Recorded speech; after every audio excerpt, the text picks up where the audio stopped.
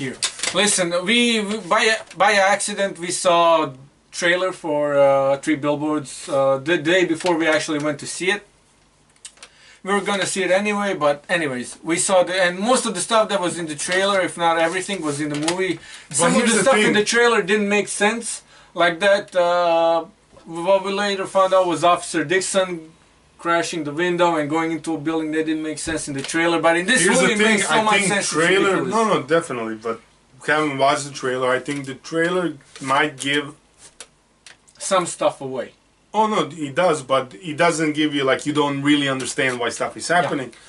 But you get most of the action-packed sequences you get in the movie, in the trailer. Oh, okay, yeah.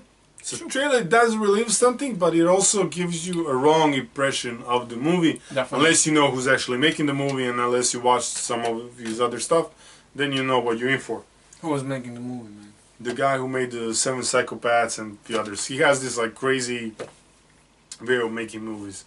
Okay. All his movies, well, the few that I watched, they're basically, they have the same template, if you would. They have the actions, but they have crazy sequences.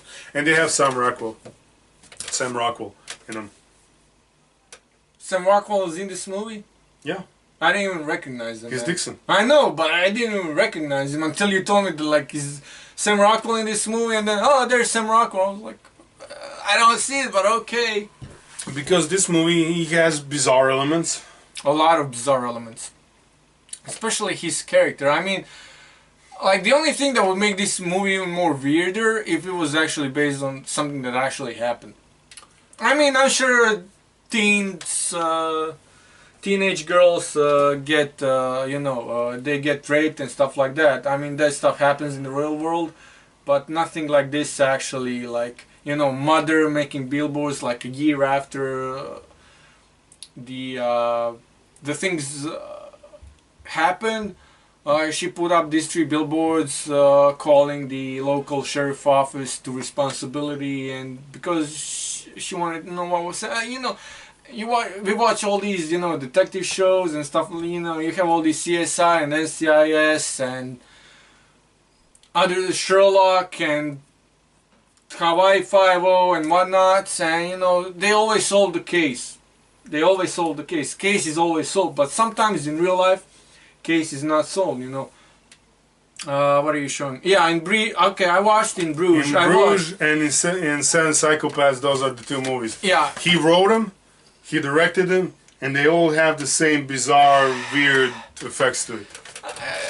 Colin Farrell was in Bruges, right? Yeah. That was Colin Farrell. Yeah. I think his character was a little Dixon-like, so to speak, but which you're gonna see you gotta watch Seven Psychopaths because it's a really good movie, but he has the same template, if you would.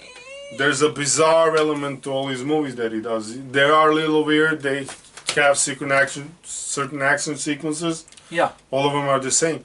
But in real life, case doesn't get solved by the end of the episode, which is basically, I don't know what, 48 hours to a week usually, right? Yeah.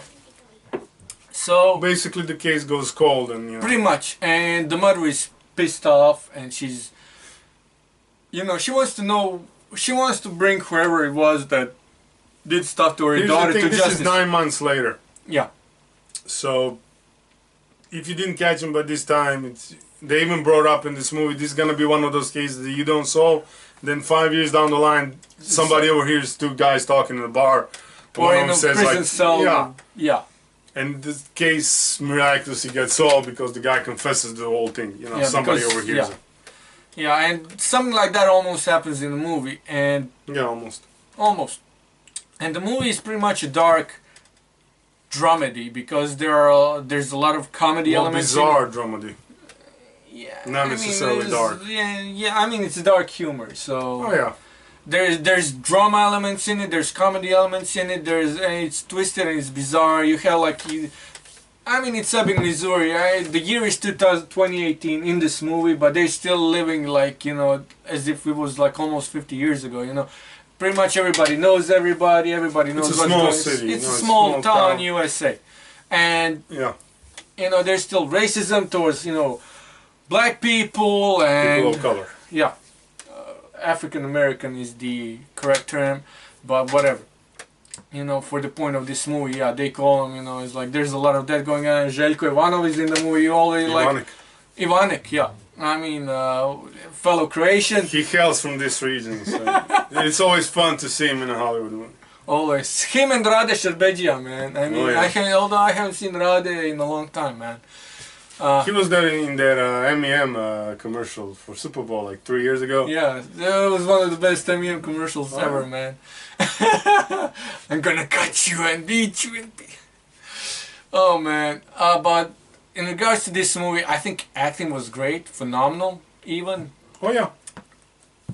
And as we're doing this Oscar... Listen, if you're gonna be doing bizarre stuff, Woody in there, Sam in there, just those are guys you want to cast. Yeah, Woody Harrelson by far. I mean, it's always like such a great actor. Always great to see him in anything. Like, oh yeah, seriously. So, yeah, I mean, I don't. This is a part of our Oscar countdown, and we were gonna talk about the Oscars.